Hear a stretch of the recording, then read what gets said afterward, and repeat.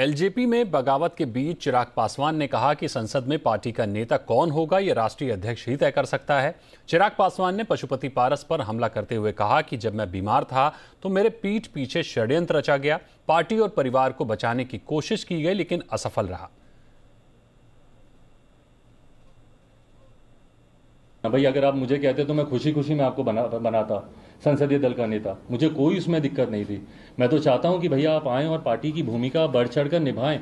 मैं चाहता हूं कि सदन में ज़्यादा से ज़्यादा हर एक विषय पर पापा ने जिस तरीके से विश्वास करके, जिस तरीके से संसदीय बोर्ड ने मुझ पर विश्वास रख के मुझे संसदीय दल का नेता बनाया था, मुझे खुशी है कि हर उस मुद्दे पर धारा 370 की बात हो, ट्रिपल तलाक की बात हो, जितने भी राम मंदिर की बात हो, जितने भी ऐसे मुद्दे हैं, निरंतर मजबूती से मैं सदन में अपनी बातों को मैं रखता रहा। मैं चाहूंगा कि भविष्य में भी ये रहे।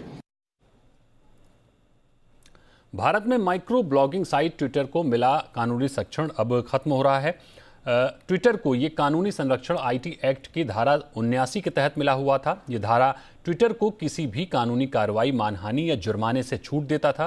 कानूनी संरक्षण खत्म होते ही ट्विटर के खिलाफ पहला मामला उत्तर प्रदेश के गाजियाबाद में दर्ज किया गया है। ट्विटर के खिलाफ ये केस बुजुर्ग से मारपीट के बाद फर्जी वीडियो के वायरल होने के बाद दर्ज किया गया। पुलिस ने इस मामले में ट्विटर के अलावा 9 लोगों पर भी केस दर्ज किया है। इस बीच केंद्रीय मंत्री रविशंकर प्रसाद ने आईटी नियमों पर सोशल मीडिया को चेतावनी देते हुए कहा कि बार बार हिदायत के बाद भी नियमों का पालन नहीं हुआ।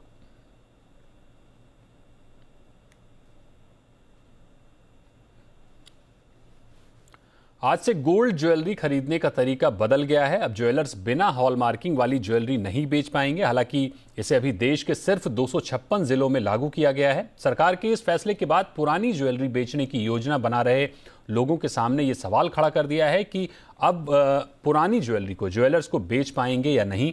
इस पर सरकार ने कहा है कि ज्वेलर्स बगैर हॉलमार्क वाली पुरानी ज्वेलरी को ग्राहकों से खरीद सकते हैं। अगर कोई ज्वेलर पुरानी ज्वेलरी को गलाकर नई ज्वेलरी में बदल देता है तो उसे हॉलमार्क किया जा सकता है।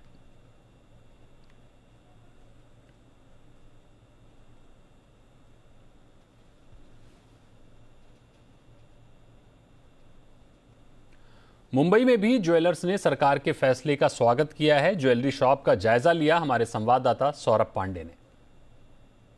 आइए बात करते हैं शोरूम के ओनर से, ईशू जी से, कि उनका इस बारे में क्या कहना है। ईशू जी, हम आपसे समझना चाहेंगे कि बीआईएस आज से मैंडेट हो गया है, तो उससे ग्राहकों को क्या फ़ायदा होगा?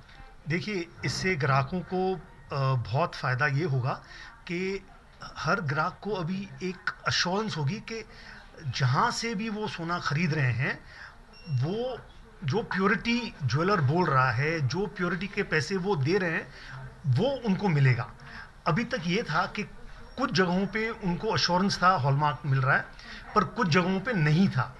अभी वो एक लेवल प्लेइंग फील्ड हो जाएगी। खास करके छोटे जगहों पे, रूरल एरियाज़ में हॉलमार्क सोना नहीं बिक रहा था।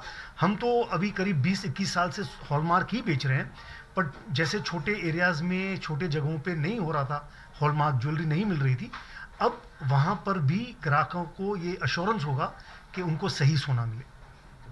तो जिस तरह से आपने सुना कि बीआईएस स्टैंडर्ड आने से एक नया कीर्तिमान जो है भारत के गोल्ड के क्षेत्र में जो है रच दिया गया है, और आने वाले समय में उम्मीद है कि जनता जो है इस पर अपनी कृपा बरसाएगी और लोगों जो हैं वो सही तरीके से गोल्ड खरीद पाएंगे। कैमरामैन नरेश के साथ सौरभ पांडे, जी मीडिया, मुंबई।